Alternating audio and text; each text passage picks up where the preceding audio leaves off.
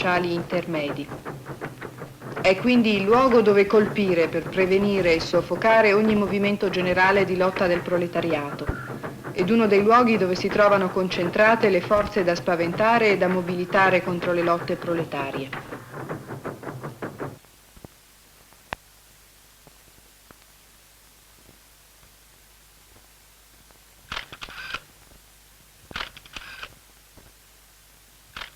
Gli operai da 4 anni tengono ininterrottamente l'iniziativa. Lo Stato scende in campo per tentare di dare alla crisi la soluzione che più gli conviene. È una guerra di classe.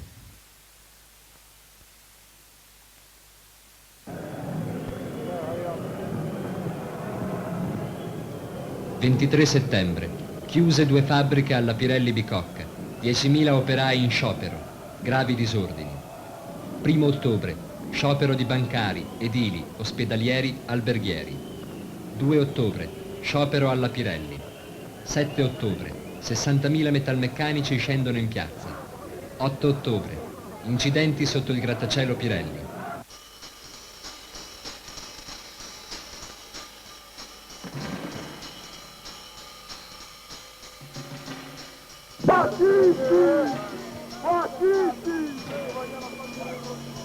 Fascisti, date a lavorare! Si mette sulle nostre spalle! Pirelli al ladro!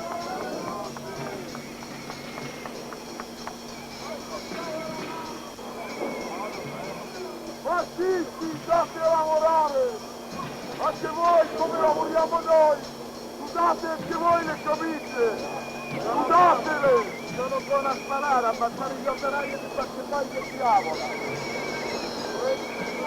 Per il diritto degli operai, questo è buono.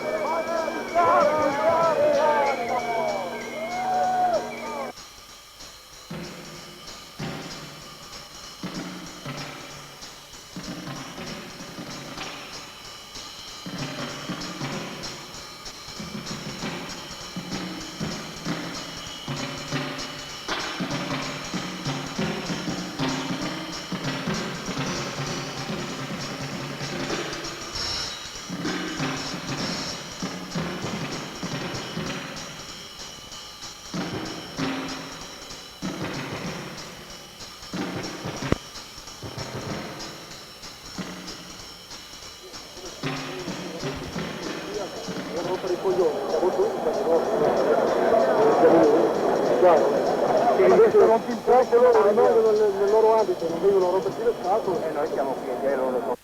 11 ottobre. Gli studenti della statale occupano l'università per solidarietà con gli operai in lotta. 15 ottobre. Iniziano le trattative per il rinnovo dei contratti dei metalmeccanici. Manifestazione di 50.000 operai all'Arena di Milano contro il carovita. 23 ottobre. Sciopero degli autoferrotramvieri. 27 ottobre. I 16.000 dipendenti del Comune di Milano iniziano uno sciopero che si protrarrà per 4 giorni. 7.000 metalmeccanici picchettano l'asso Lombarda per 2 ore. 29 ottobre. I dipendenti della Camera di Commercio tentano di occupare la borsa. 30 ottobre. 2 ore di scontri davanti alla Montedison. Occupato il Politecnico. 5 novembre. Scioperi a singhiozzo dei tranvieri e dei ferrovieri della Nord. 6 novembre. 25.000 operai e studenti assediano la sede RAI di Corso Sempione. Scontri davanti ai vicini uffici della Fiat dove lavorano alcuni crumiri. 7 novembre. Rottura delle trattative tra metalmeccanici e Confindustria. A Milano in piazza operai e bancari. 9 novembre. Riprende la trattativa dei metalmeccanici. Si rompe quella dei chimici. 10 novembre.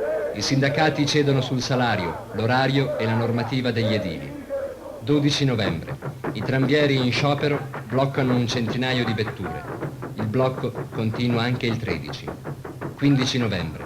I sindacati cominciano a cedere alle offerte di Donat Cattin e Pirelli.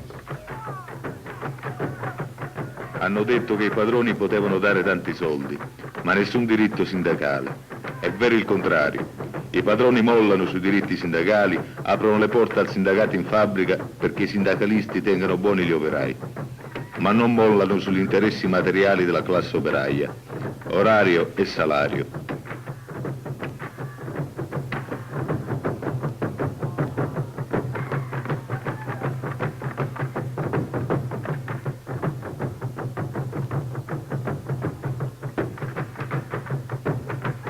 I sindacati dicono maggior dignità al lavoratore, gli operai rispondono parità completa di trattamento con gli impiegati. I sindacati dicono case più a buon mercato, gli operai rispondono intanto i padroni ci diano i soldi per le case che abbiamo, i trasporti, i prezzi che aumentano, la scuola per i figli.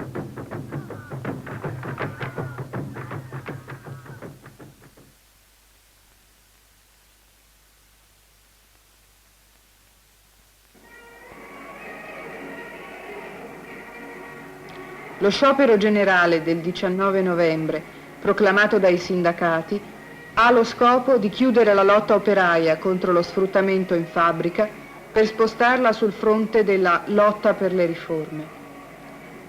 Non deve essere di conseguenza un giorno di scontro, ma di vacanza, con qualche comizio. A Milano la parola d'ordine ufficiale è comizio all'Irico per 2000 persone, gli altri a casa.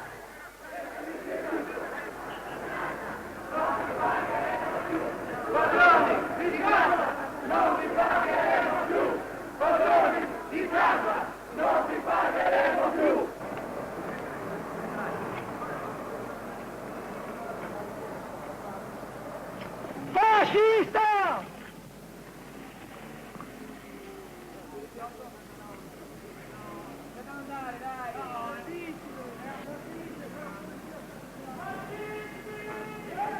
No, il vigile è piegato prima.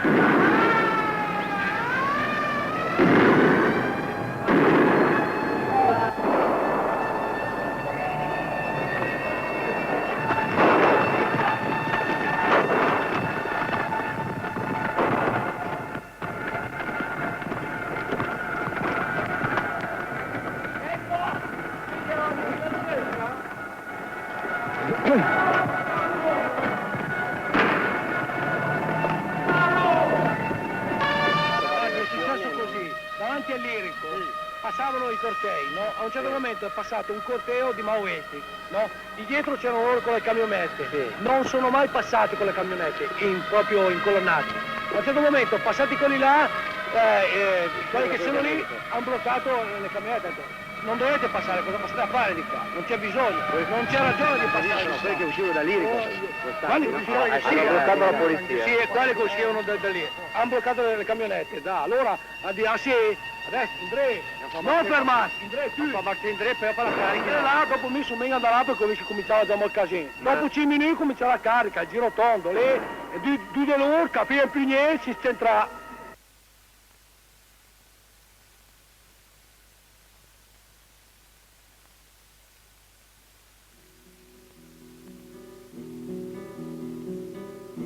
Il bilancio è grave. Un poliziotto, Annarumma, muore nello scontro tra il suo gippone e una jeep, in uno dei tanti furiosi caroselli. Decine e decine sono i feriti. Un operaio dirà all'assemblea della statale: la rabbia degli operai è tale che la morte di un poliziotto può diventare normale, come è sempre stata normale per i padroni la morte di un operaio. I soli assassini sono i padroni.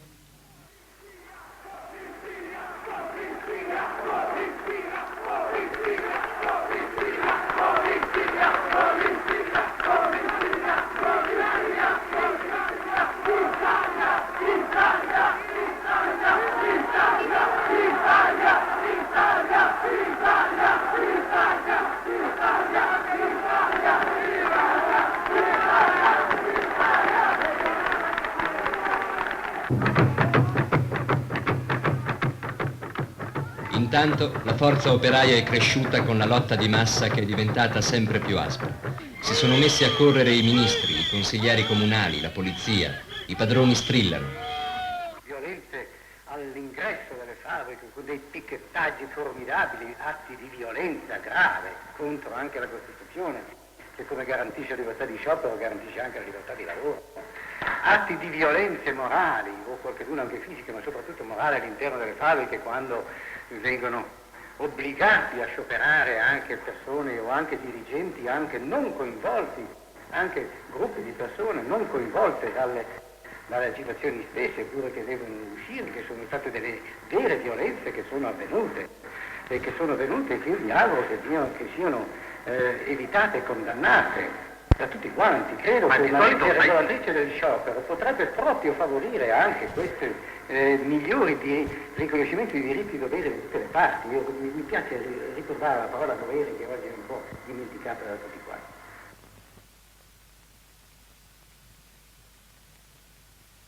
Dice la gente che in piazza Fontana forse è scoppiata una caldaia, là nella piazza 13 morti, lì benediva un cardinale. Il 6 dicembre chiude il contratto dei chimici, il 9 quello dei metalmeccanici pubblici, il 16 quello dei metalmeccanici privati. Il 12 dicembre una parte del padronato, con la collusione di alte cariche dello Stato e di settori della polizia, tenta di rovesciare sul piano del terrorismo e della provocazione il rapporto di forza favorevole alla classe operaia dopo le lotte del 68-69. Chi pagherà le vittime innocenti, chi darà vita a Pinelli il ferroviere?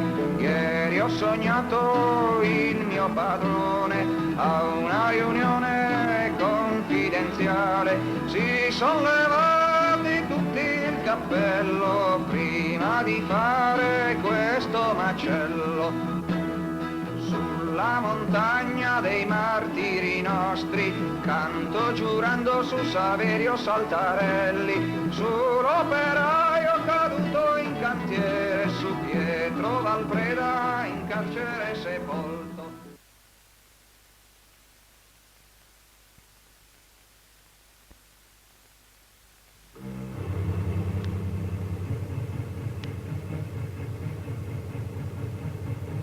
Con le bombe di Piazza Fontana, con la chiusura dei contratti, i padroni pensano di essersi assicurati in fabbrica un periodo di tregua sociale, di ripresa produttiva. Ma si sbagliano. Già ai primi di gennaio la lotta è ripresa. Il signor Luraghi, presidente dell'Alfa, lamenta che un clima di ribellione sia instaurato nelle fabbriche. Continuano gli scioperi articolati, l'autoriduzione della produzione, dei ritmi, il blocco delle merci, il salto della scocca, i cortei interni. Crescono le avanguardie spontanee, espressione di una nuova classe operaia. Sono quasi sempre giovani immigrati che non cedono al ricatto della crisi, loro che la crisi ce l'hanno da sempre. Categorie e qualifiche, dicono, sono false dentro il lavoro di merda che dobbiamo fare per Alfa e Pirelli. Sono reali solo come differenze di salario e come strumenti di potere nelle mani dei padroni. Quello che ci interessa è più salari e meno lavoro, basta con le categorie, basta col cottimo. I padroni dello Stato passeranno alla repressione e la repressione va vista come imposizione della tregua, come tregua che occorre al capitale per attaccare il salario, l'occupazione, i livelli politici di lotta.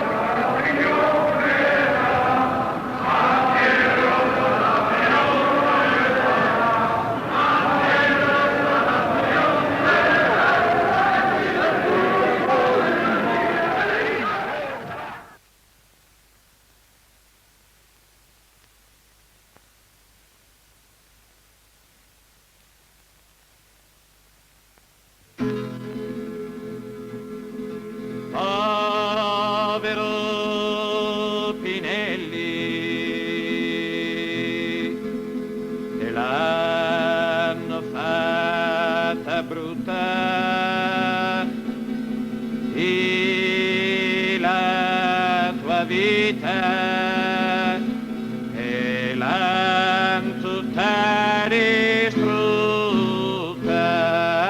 anonimo innocente, amavi l'anarchia, per questo t'hanno preso e ti han portato via in una cella oscura, ti hanno interrogato e poi dal quarto piano ti han suicidato, e mentre che cadevi avevano paura che tu gridassi forte, mi ha ucciso la questura, e mentre che cadevi avevano paura che tu gridassi forte, mi ha ucciso la questura, già morto nel cortile, la bocca ti han legato e poi in tribunale ti hanno archiviato, e figli chi sono gliela farem pagare, anarchico Pinelli, ti sapremo vendicare, e figli chi sono gliela farem pagare, anarchico Pinelli, ti sapremo vendicare.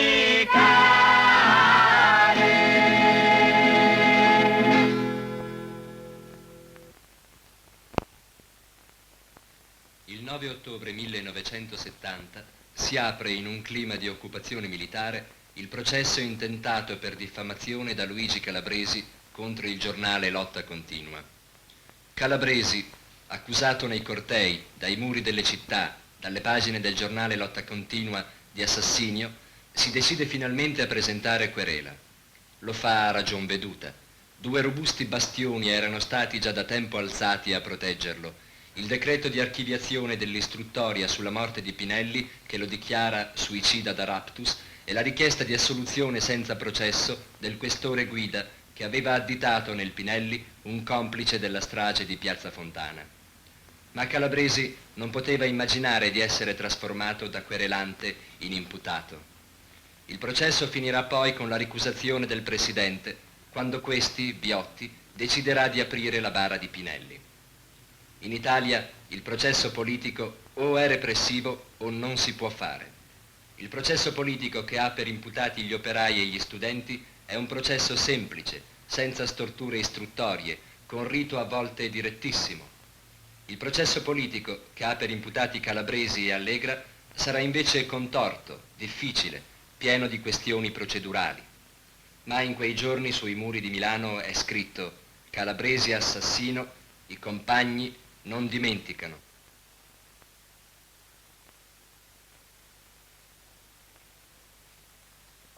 Dunque il testo è aggiurato, è il dottor Antonino Allegra, che è dirigente l'ufficio politico della Questura di Milano.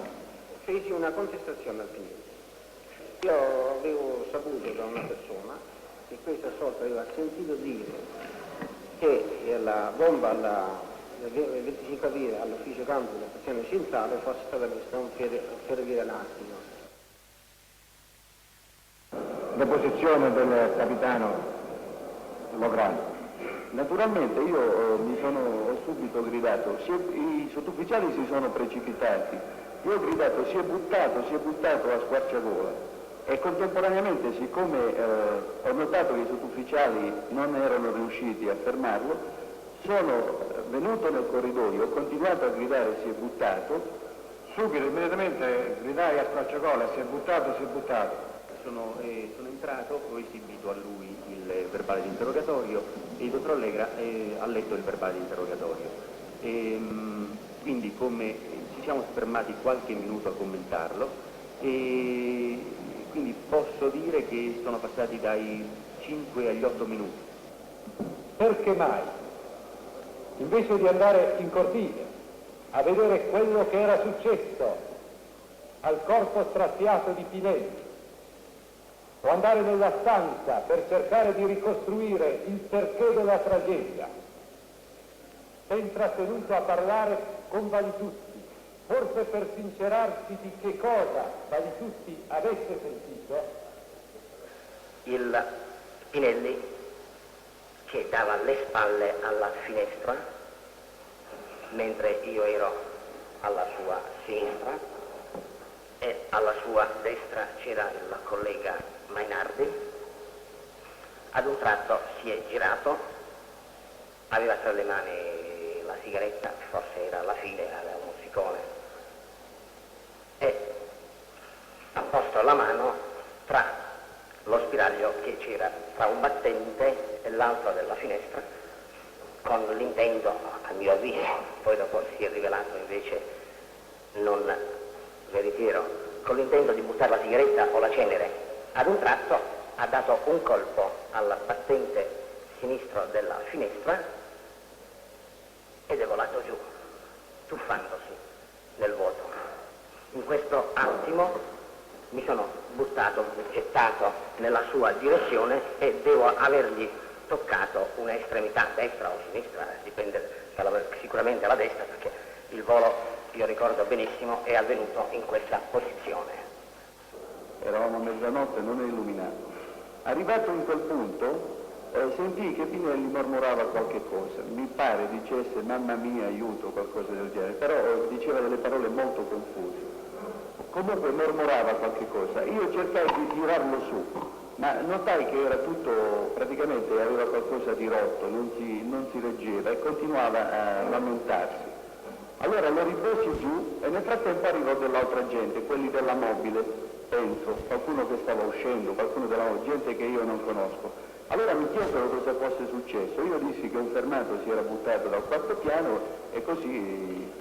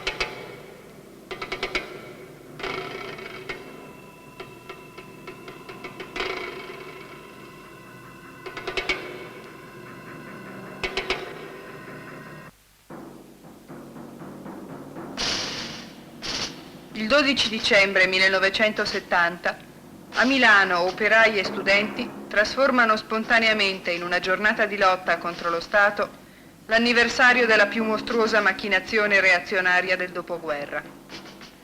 Dalla folla riunita a un comizio dell'ANPI in piazza Duomo per i fatti di Burgos si distacca un corteo che cerca di raggiungere la questura. Il corteo viene immediatamente caricato con estrema violenza dalla polizia, comandata da quegli stessi uomini della questura di Milano impegnati nella costruzione della montatura di Piazza Fontana. Polizia e carabinieri sparano e si scatenano nella caccia all'uomo con l'esplicita intenzione di uccidere. Davanti all'università, il compagno Saltarelli viene colpito al cuore da un candelotto lacrimogeno sparato ad altezza d'uomo.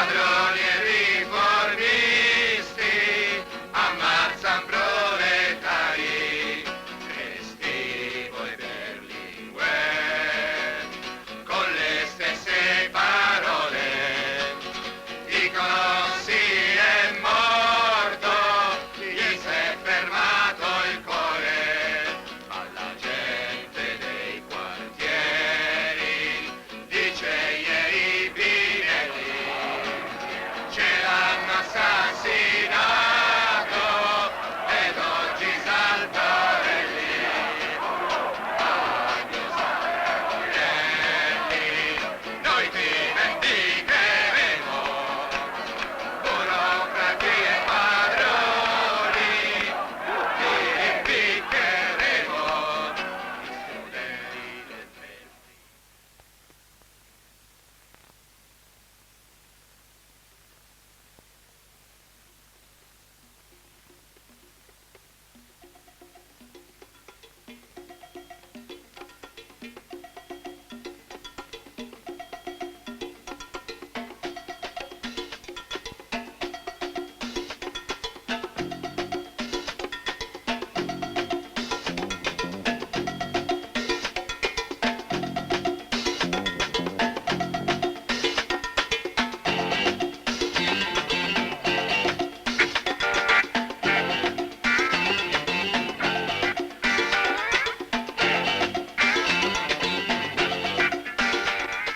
A 2 anni dall'autunno rosso i padroni non sono ancora riusciti a rialzarsi.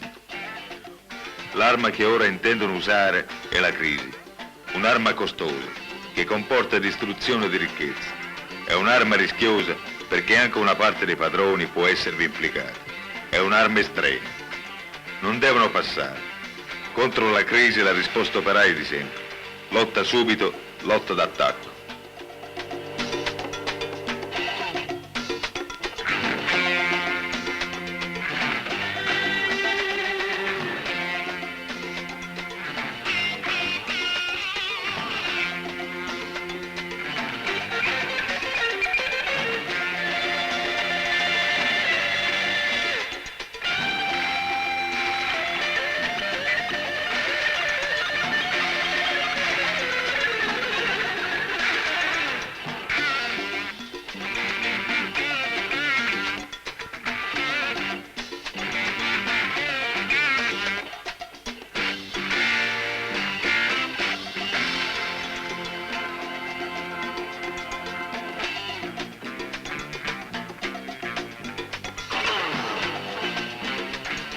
Gli operai ripartono con le durissime lotte della primavera del 71.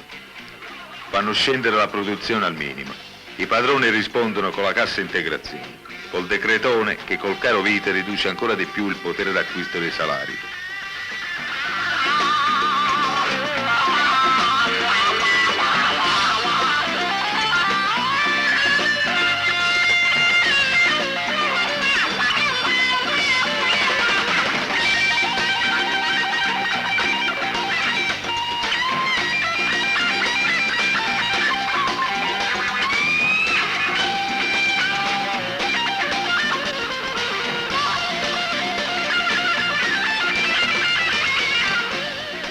In fabbrica, come fuori dalla fabbrica, già si pensa a nuove forme di lotta su un nuovo terreno di scontro. Sulla spinta delle lotte di fabbrica, gli operai si organizzano anche nei quartieri. La casa si prende, l'affitto non si paga. È lo slogan che scandiscono adesso nei quartieri di Milano, operai e proletari. Quella fetta di salario che i padroni ci rubano con l'affitto, ce lo riprendiamo con la lotta.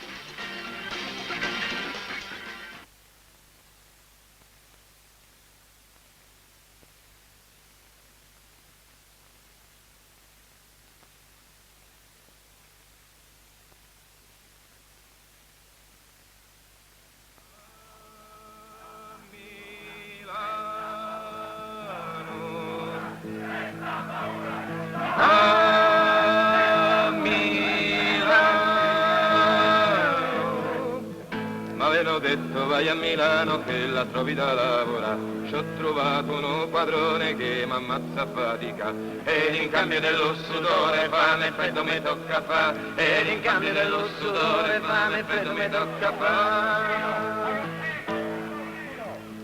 Oh, Rosina, oh, Rosina,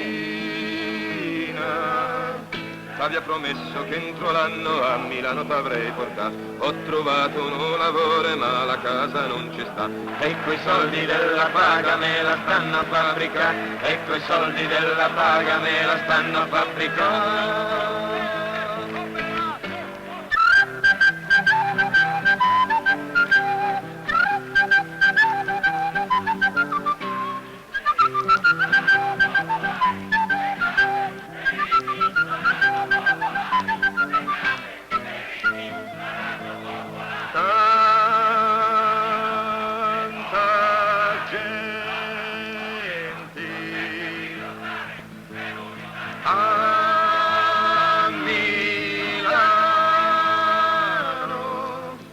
Questa casa l'ha pagata ma ugualmente non ce l'ha, se l'affitto è troppo caro non c'è soldi per pagare, visto che l'hanno pagata se la vanno a pigliare, visto che l'hanno pagata se la vanno a pigliare. Siamo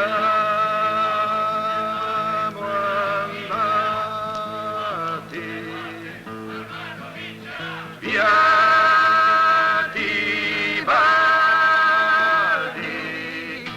bambini, con le donne ed il pane per mangiare, tutti uniti coi compagni che ci hanno aiutato. Ci siamo presi questa casa che il comune non ci dà, ci siamo presi questa casa che il comune non ci dà.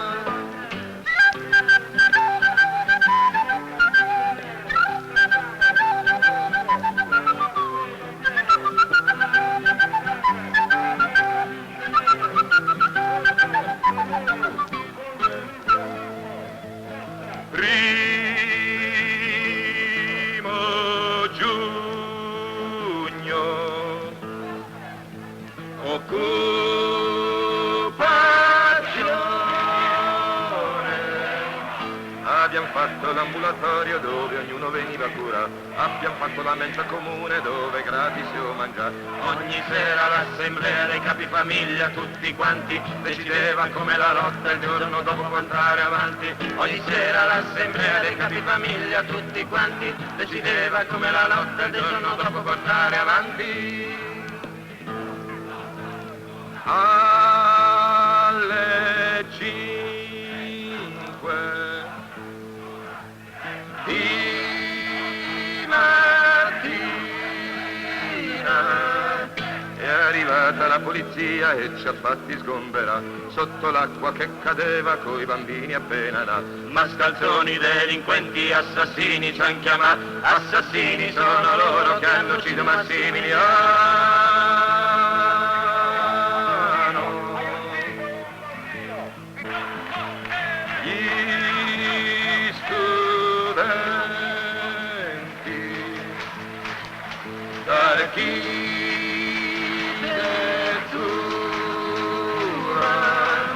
Hanno dato la loro scuola per poterci rifiutare, anche lì la polizia ci ha venuti a sgomberare e hanno preso tante botte che le posso ricordare, hanno preso tante botte che le posso ricordare.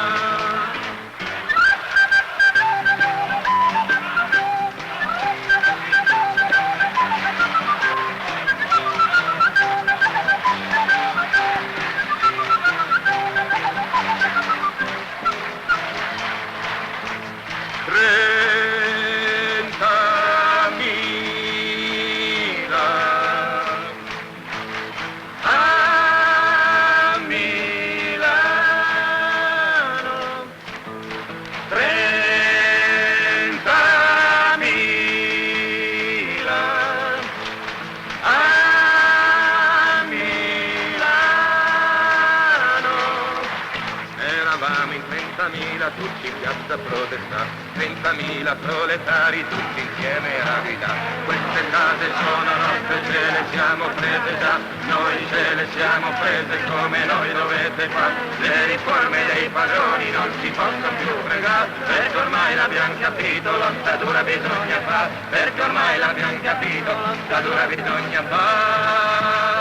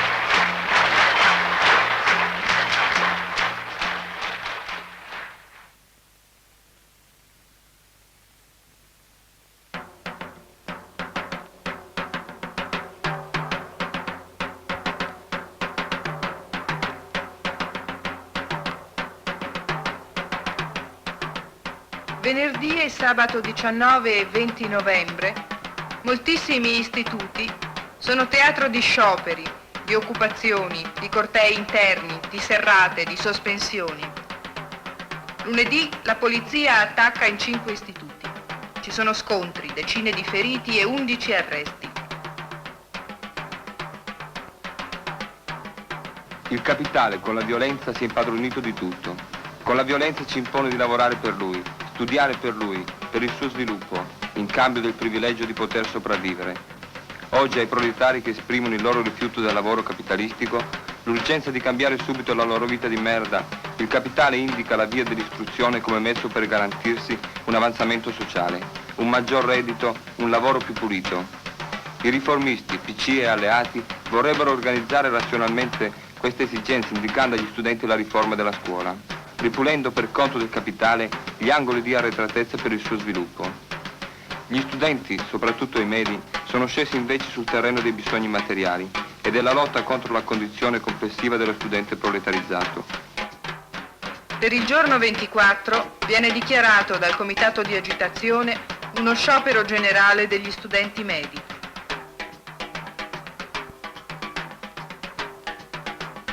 La polizia vuole dare una dimostrazione di forza. Presidi a Piazza Duomo, colonne di jeep pattugliano il centro e disperdono con caroselli e lacrimogeni gli studenti. Con molta difficoltà un buon numero di studenti medi riesce a radunarsi davanti alla statale e forma un corteo che appena esce in via Larga viene attaccato con estrema violenza. Si resiste alla statale completamente assediata. Gli scontri si espandono fino a Porta Romana. Alla fine la polizia riesce a entrare alla statale. Controlla 1500 presenti e carica sui pullman, già pronti dal mattino, centinaia di studenti medi. Gli scontri hanno una grossa eco fra le masse. Gli studenti individuano nella giornata del 30 novembre, lo sciopero generale con gli operai, la scadenza di una risposta complessiva che segni anche una maturazione politica.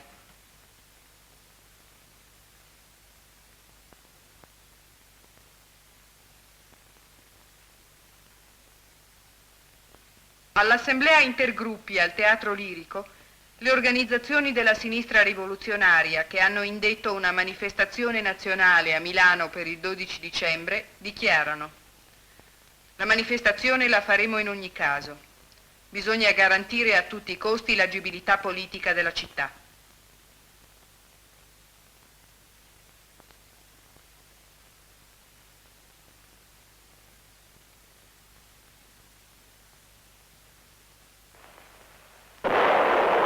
A Milano, alla vigilia della manifestazione nazionale contro la strage di Stato, la polizia arresta 8 compagni di Potere Operaio. Il caso dell'arsenale delle Molotov serve da prova generale per la campagna di stampa sul terrore di sinistra che avrà il suo culmine nella controffensiva di primavera.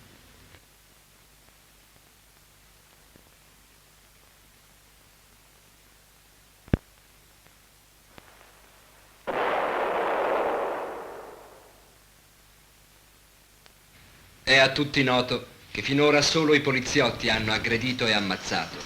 I rivoluzionari, gli studenti, gli operai, anche quando hanno fatto ricorso alle Molotov, lo hanno sempre fatto per difendersi dai candelotti sparati ad altezza d'uomo. Così vennero assassinati Pandini a Pisa, Saltarelli a Milano, così verrà ucciso Tavecchio, sempre a Milano, negli scontri dell'11 marzo.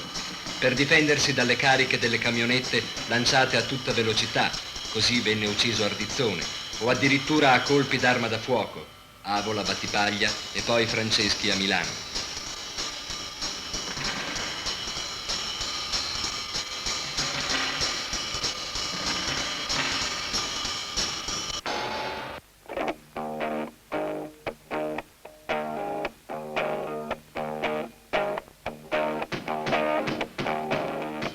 Se nella notte, fra l'11 e il 12, avessimo perquisito noi le caserme di Milano, dove erano ammassati 30.000 poliziotti, quante armi, e ben più micidiali, pronte per essere usate contro i proletari, avremmo trovato?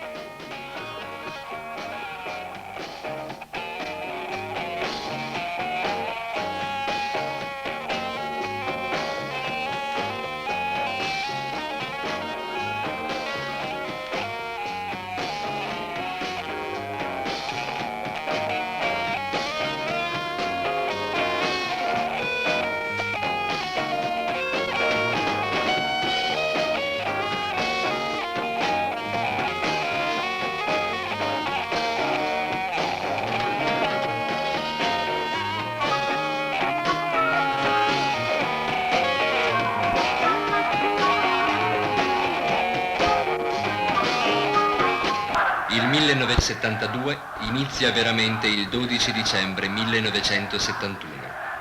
L'assedio di Milano da parte di decine di migliaia di celerini, il divieto della questura alla manifestazione della sinistra rivoluzionaria, l'arresto di 8 compagni e la prima montatura di una centrale terroristica milanese. Infine, la manifestazione in un clima da città del Messico del 1968, quello della strage degli studenti.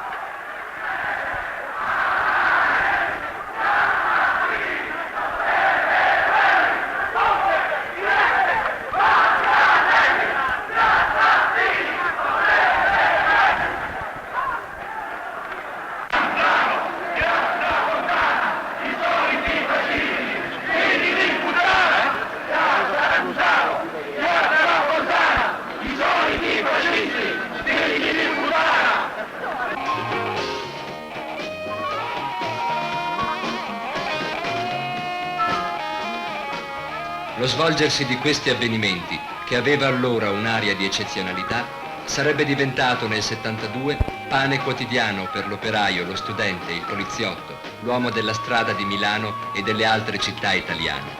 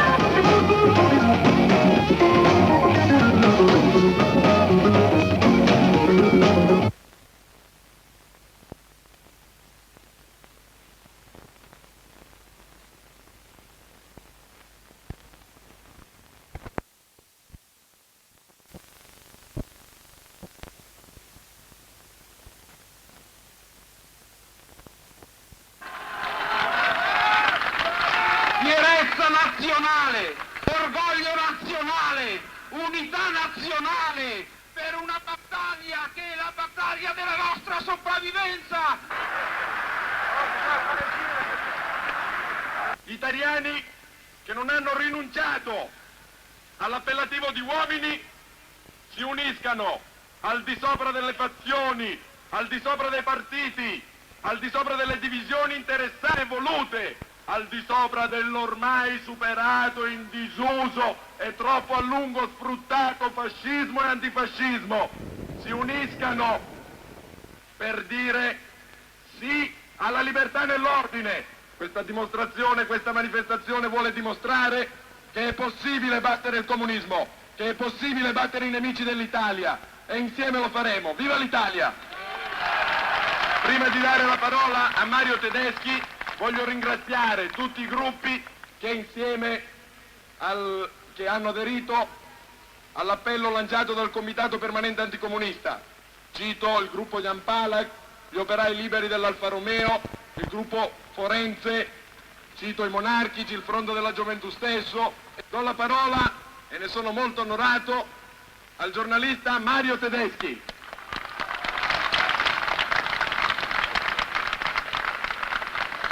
Amici milanesi, quando voi vedete un individuo come Valpreda, è un individuo processato per una strage. Quando voi vedete che questo governo consente a questo individuo sul quale pesa l'accusa gravissima di strage di ricevere in carcere deputati, amici e parenti, di trasformare il carcere in una specie di salotto politico, voi vi rendete conto dell'inganno che si nasconde dietro questa parvenza di ordine e di legalità. I problemi dell'ordine pubblico si risolvono mettendo in galera i delinquenti. È tanto semplice. Io vedo mentre parlo i giovani che tendono il cordone per stabilire, per evitare le provocazioni qui intorno. Voi vedete che in realtà l'ordine siamo costretti ad assicurarcelo da noi. Siamo tornati al clima della legittima difesa. Il Comitato Nazionale di Lotta contro la strage di Stato aveva indetto una manifestazione sulla parola d'ordine Valpreda libero subito, la strage è di Stato, spazziamo via i fascisti. Il questore e dietro di lui Rumor aveva detto no. Oltre a questo aveva concesso ai fascisti di tenere un comizio a Piazza Castello, a poche decine di metri dal concentramento dei compagni.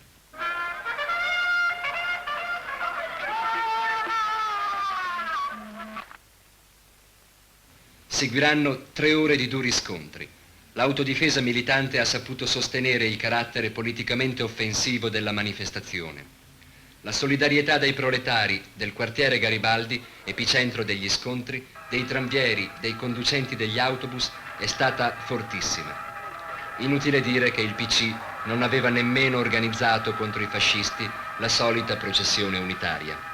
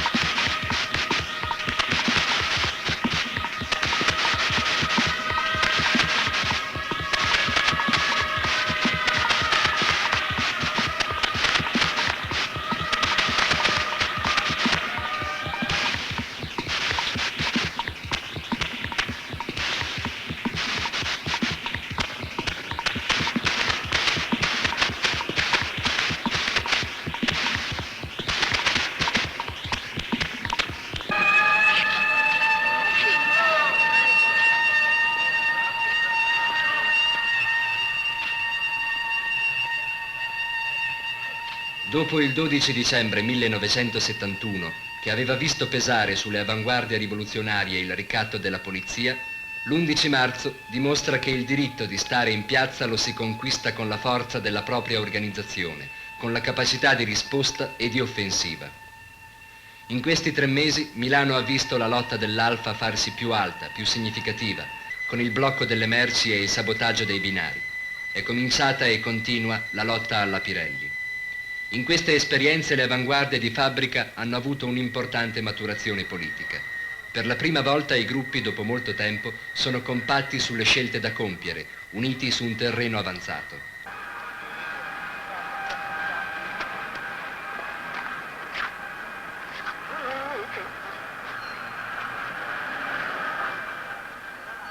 Intanto la campagna sulla strage di Stato è avviata in tutta Italia, nelle piazze, nelle scuole, nelle fabbriche. Emerge la colpevolezza di Rauti, Freda e Ventura.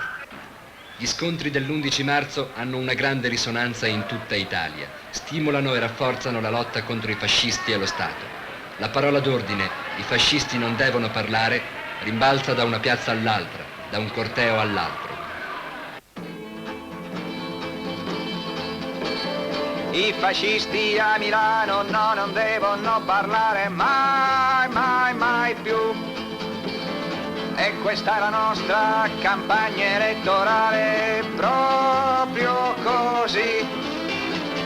E tutti i compagni sanno bene l'innocenza di Valpreda che sta in galera da 2 anni, messo dentro dai padroni e dall'ADC.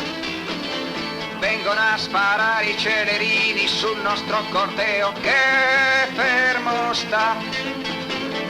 Dalla rabbia nascono i bastoni e poi tante pietre e molotov. Fan la carica i compagni col coraggio delle mani, fermano le jeep. Le hanno prese tante tante, questa volta i celerini se ne candebù. Mare Estivo e Andreotti vogliono la strage, vogliono di più. Vogliono anche il morto, cerca bene tra la gente, cerca anche il perché.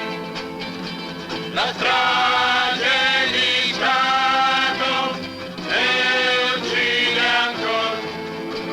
Spara allora un poliziotto, spara da vigliacco da una jeep. Cade un pensionato con la testa fracassata e muore lì. La strage di Stato e uccide ancora. È la loro settimana contro il popolo innocente e sai perché? Il proletariato vuole il libero Valpreda e vincerà. La strage di Stato e uccide ancora. Cercan Feltrinelli e la CIA lo fa saltare dalla testa in giù. Poi lo lasciano in un campo a fare il terrorista che non parla più. La strage di Stato e uccide ancora. E compagni, attenzione, ora che la lotta è dura, chi spaventerà? Chi credeva alle riforme e alla nuova maggioranza e all'ADC. Forza compagni, andiamo avanti, rivoluzione, bisogna fare. Forza compagni, andiamo avanti, rivoluzione, bisogna fare. Noi sappiamo dove sparare e metter tutti a Loreto a testa in giù. E giustizia proletaria sarà fatta in quella piazza e così si chiamerà. La strage di Stato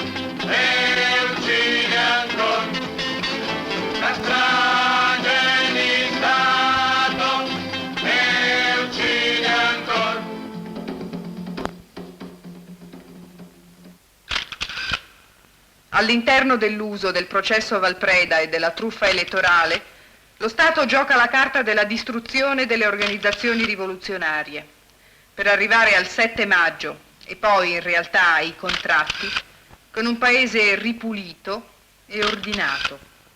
È così venuta alla luce, come diranno i giornali borghesi, l'unica, sola e costante pista rossa, ideata, finanziata, guidata da Feltrinelli. Soli 3 giorni dagli scontri dell'11 marzo, salta fuori il finanziatore dei circa 3.000 guerriglieri che hanno messo a soqquadro Milano.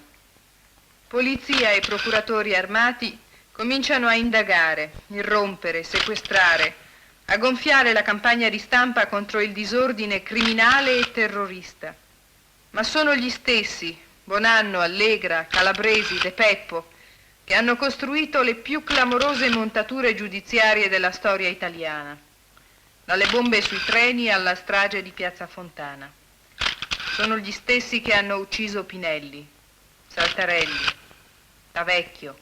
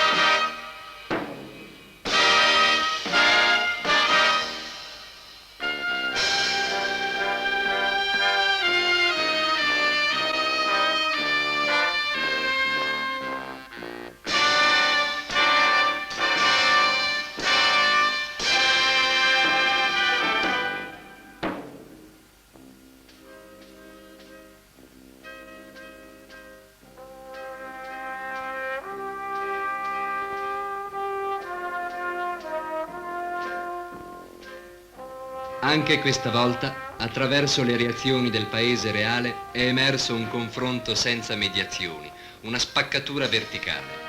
Da una parte i ceti che si riconoscono nello Stato, che sono spinti ad una identificazione emotiva e politica con la repressione, ne sollecitano l'attuazione.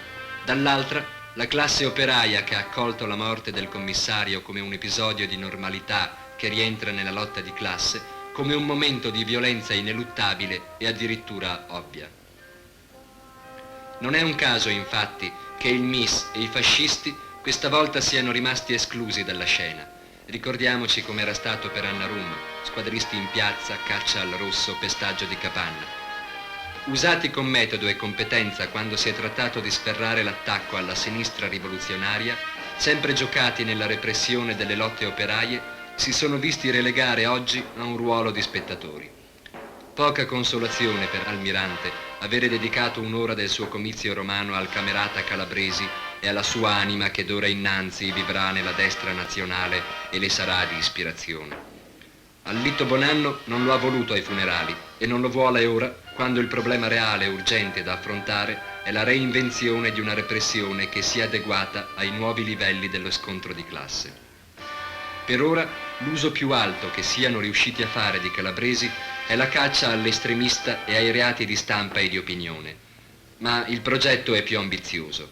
Con il pretesto di vigilare affinché notizie tendenziose non siano diffuse agli operai, hanno intanto raggiunto lo scopo di fare stazionare senza interruzione la polizia davanti alle fabbriche. La reale posta in gioco è il controllo delle lotte d'autunno. Legittimare fin da adesso la presenza della polizia in fabbrica può servire a far partire senza scosse l'attacco repressivo quando se ne presenterà veramente l'esigenza.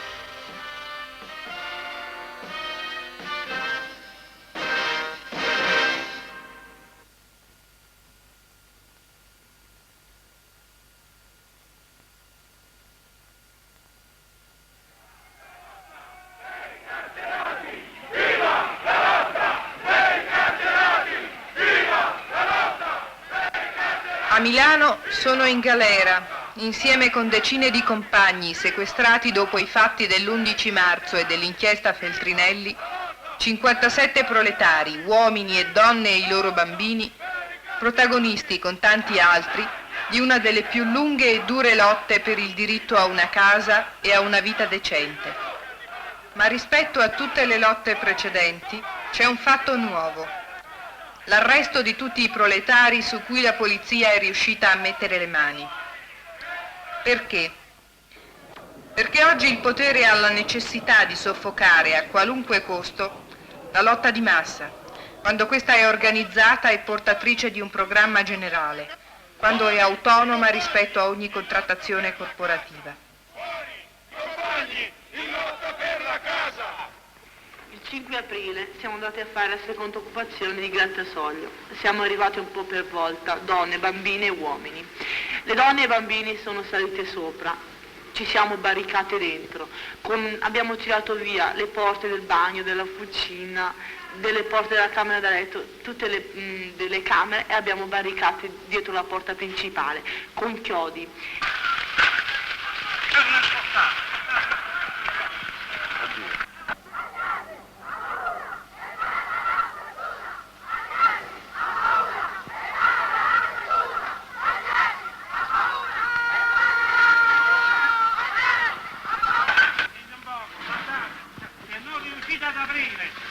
Si prende una tavola di questa, si usa come ariete e si apre la porta. Avanti!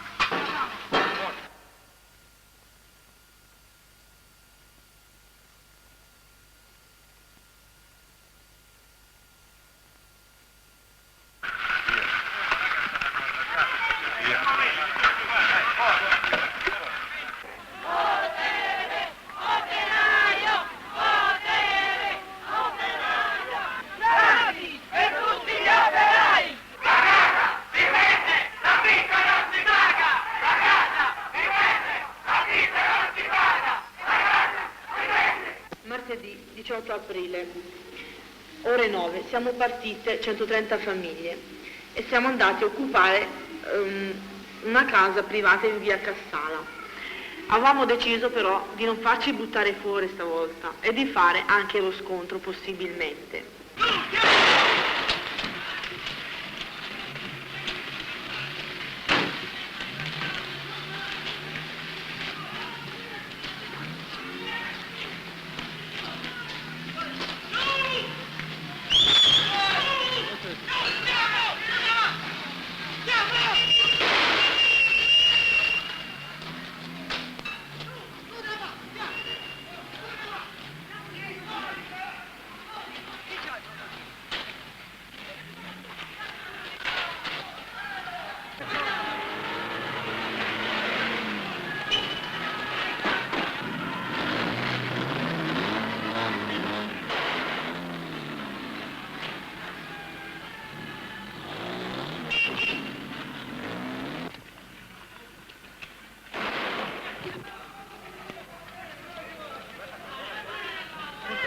Quel farabutto! Avete picchiato pure una donna a botte di manganelle! Hanno Guardati di andiamo a casa, mica vogliamo tutti nei palazzi, tutti quanti vestiti disgraziati! Perché noi vogliamo la casa, non vogliamo niente! La casa vogliamo noi! Che non può dire aspetti! Noi siete bambini, ma che tu signore sia detto ci vuole resto! Chi è?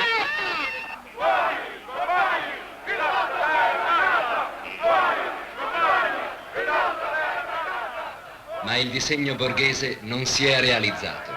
Hanno arrestato gli operai rivoluzionari e si sono trovati di fronte la risposta attiva della massa degli operai e la ripresa delle lotte illegali in fabbrica.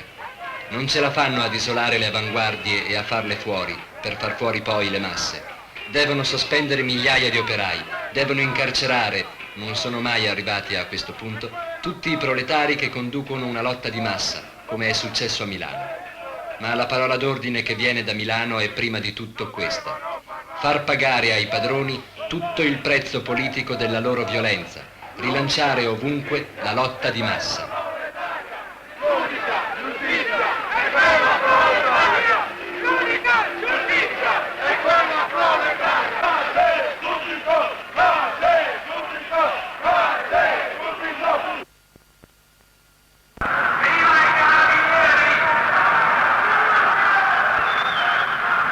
Per venerdì 16 giugno il Comitato Anticomunista Milanese organizza una manifestazione intitolata Alla libertà della scuola e dell'università. Il questore la vieta per motivi di ordine pubblico. 2 giorni prima della data fissata, una delegazione guidata dall'avvocato Adamo degli Occhi, quello che va in giro avvolto nel tricolore, è ricevuta dal questore Bonanno. Il comitato, al termine dell'incontro, dichiarerà: si attende che le autorità tutte vogliano mantenere senza ulteriori ritardi gli impegni reiterati presi per la garanzia della libertà della scuola e dei beni di tutti i cittadini.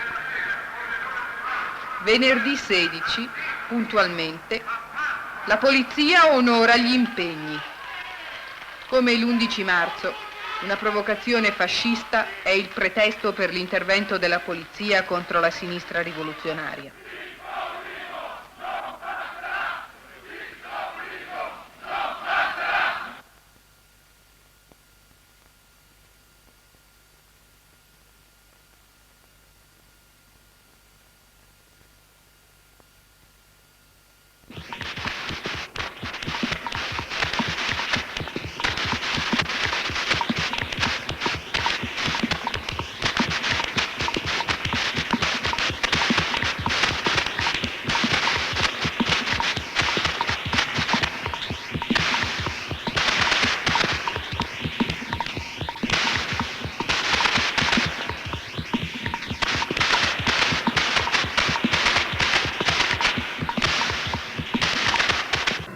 Lo scontro è duro. È impossibile organizzare in tempo una difesa e una controffensiva adeguata. Fuori e dentro la risposta dei compagni viene smorzata con violente cariche e riempiendo l'aria di lacrimogeni.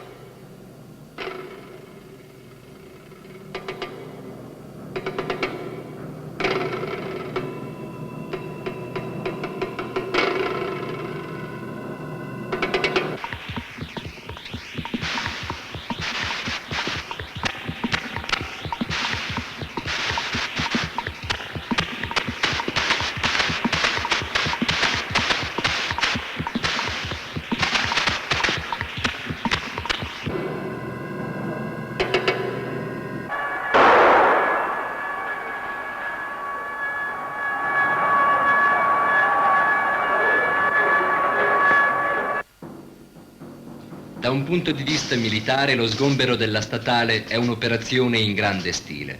Come manovra repressiva, intimidatoria, cioè non in risposta a un'iniziativa di lotta e di attacco, ma in termini di attacco gratuito, privo di giustificazioni formali, è certamente uno degli episodi di più notevoli proporzioni che si siano visti in questi anni. È una dimostrazione di forza contro l'assemblea del movimento studentesco, che insieme ad altre organizzazioni rivoluzionarie e a delegati operai presidiava in forza la statale contro il provocatorio raduno dei fascisti in piazza Santo Stefano. Allitto Bonanno ha voluto dimostrare a tutti che lo Stato non ha bisogno delle parole e dell'aiuto di Almirante per varare il progetto di repressione della sinistra rivoluzionaria. La resa dei conti tra Milano borghese e il simbolo addomesticato ma non digerito della sovversione comunista è avvenuta in un clima di campagna militare. 100 compagni feriti, 700 fermati e caricati sui cellulari e portati in questura. Per alcune ore si svolge l'esodo dall'università con uno stile da occupazione militare e da deportazione.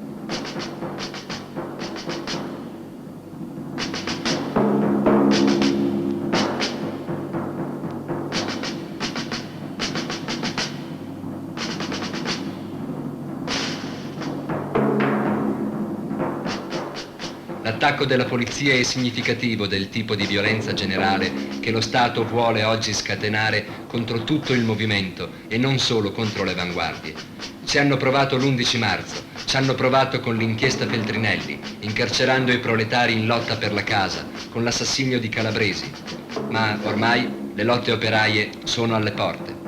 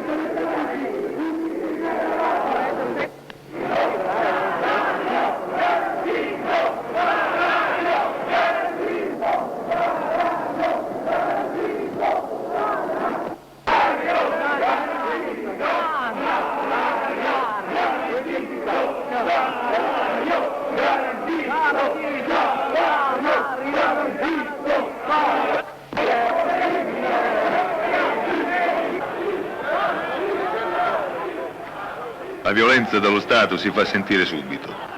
Lo si poteva prevedere per l'autunno, ma fin da subito i padroni vogliono far vedere come intendono loro il contratto dei chimici. Polizia e carabinieri sfondano i picchetti alla Borletti, alla Bracco vengono sospesi 300 operai, 200 alla Farmitalia di Settimo. Nelle strade però è di nuovo l'autunno rosso del 69, ma tutti i compagni sono consapevoli che bisogna andare oltre. La violenza preventiva dei baschi neri è il fatto nuovo, il segno del nuovo livello della prova di forza. Si tocca con mano che i padroni vogliono che la legge antisciopero cominci a funzionare.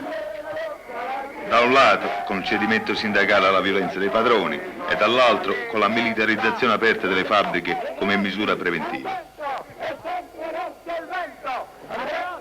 Attento, è sempre rosso il vento! Andreotti, attento, è sempre rosso il vento!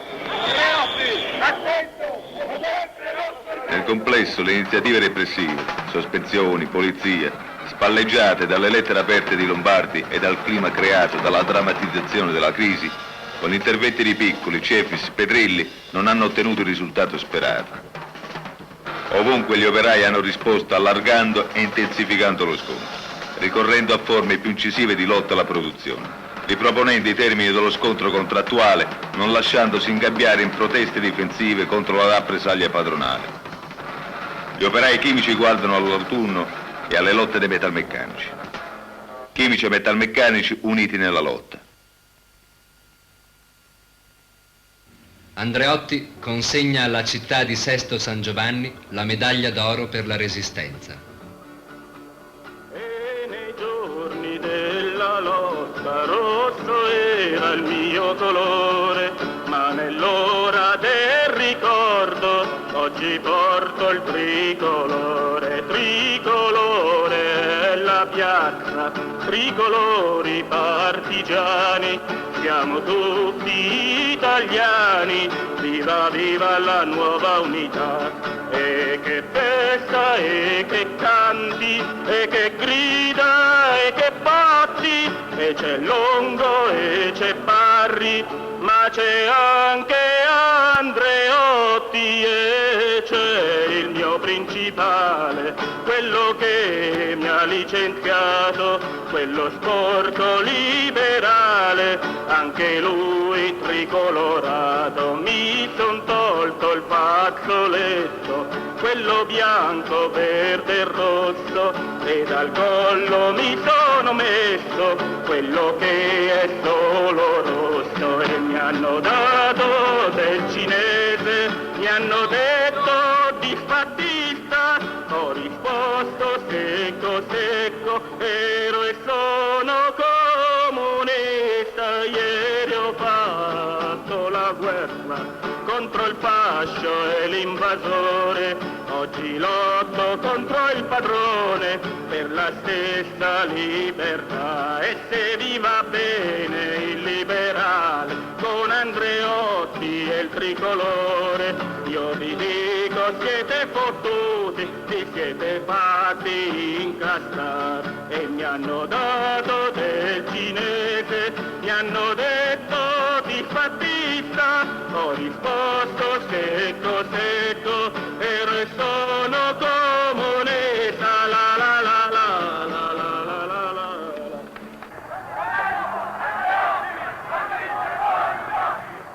Venerdì 15, la giunta comunale, DC, PC fino al PLI, mette fuori un manifesto che dice che la manifestazione non deve essere turbata da iniziative che favoriscono manovre provocatorie nocive alla causa della resistenza antifascista e della democrazia, per concludere invitando tutti i cittadini a non lasciare spazio alcuno a gruppi che abbiano come obiettivo la divisione dell'unità antifascista.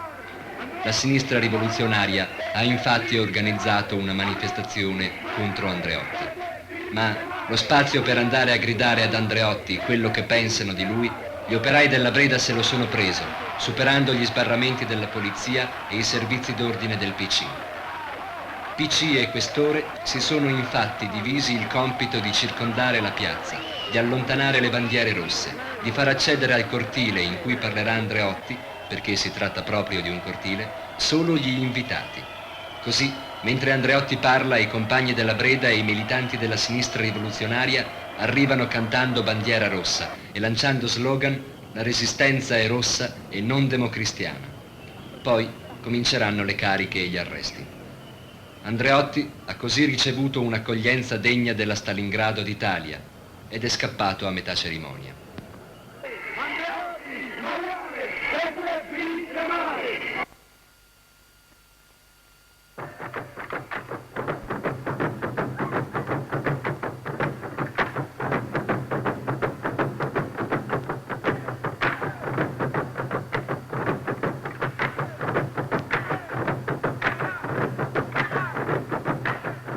Gli operai della Breda a Sesto San Giovanni, all'inizio dell'autunno, ricordano ad Andreotti cos'è per loro la lotta contrattuale.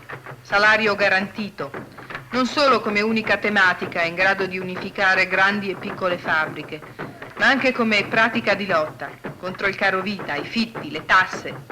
Un programma politico che già guarda alla situazione post-contrattuale.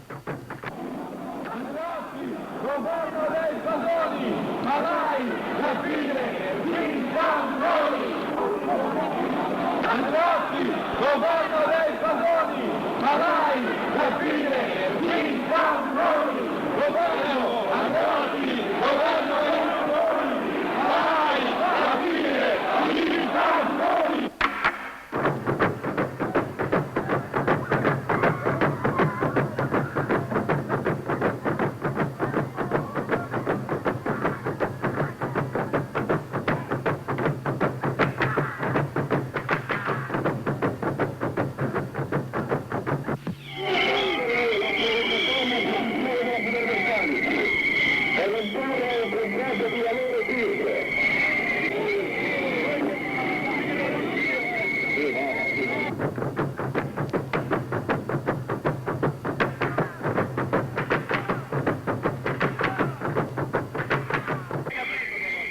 Gli operai ripuliscono dai crumiri l'IBM.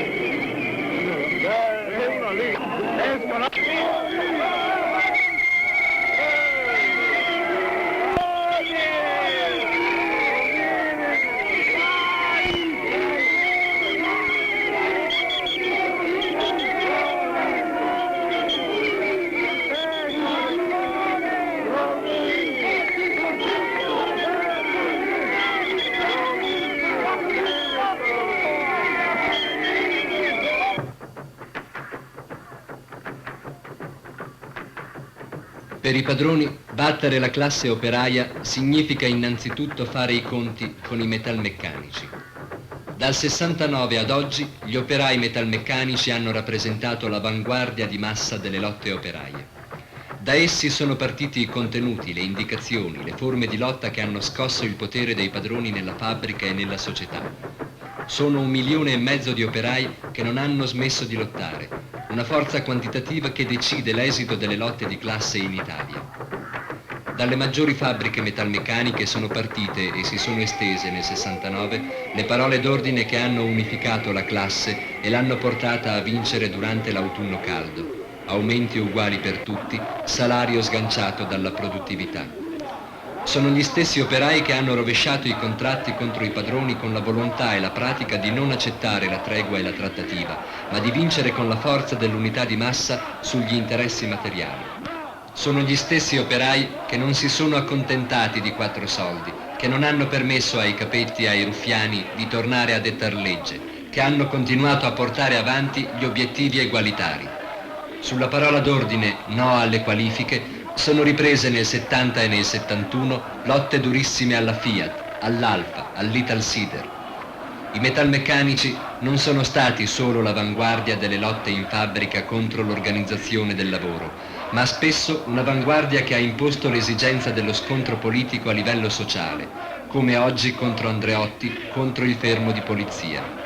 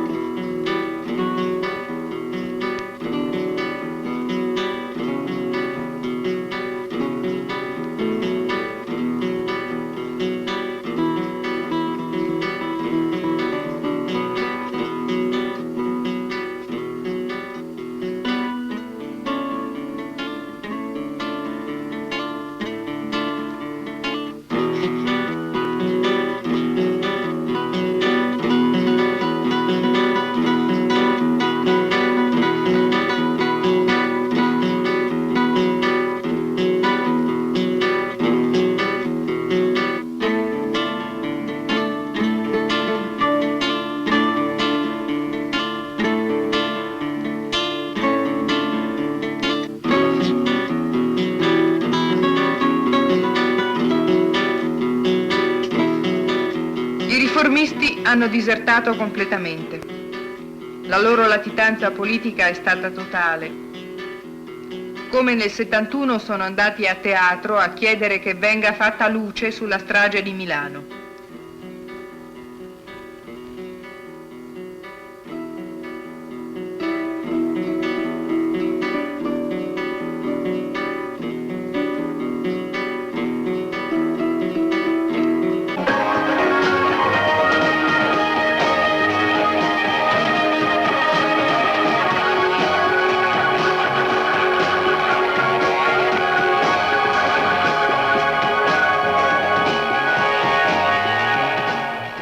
È sceso in campo cercando la prova di forza, rioccupando militarmente Milano. Ma l'esercito di occupazione resta asserragliato in centro. Il presepe mobile in piazza del Duomo è presidiato personalmente dal vicequestore Tizzani.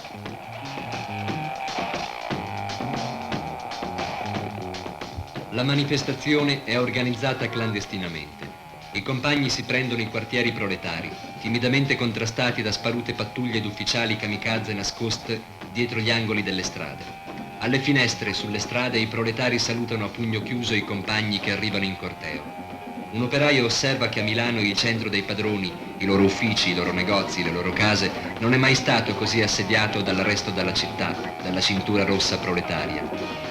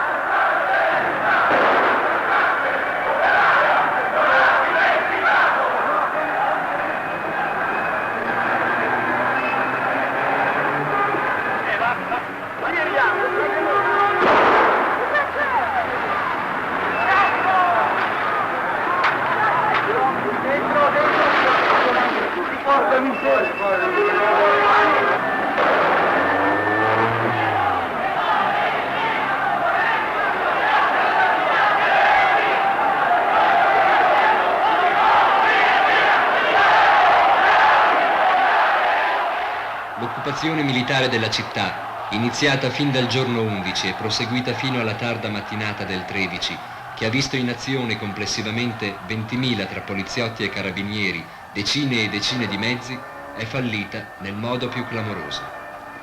I compagni hanno verificato ancora una volta come in una grande area metropolitana sia possibile prendersi l'agibilità politica delle fabbriche, delle strade, dei quartieri popolari, delle scuole, organizzando cortei selvaggi e armati per l'autodifesa, pagando il minimo prezzo in arresti, fermi e danni fisici. Tutto sommato, contro il fermo di polizia basta fermare la polizia.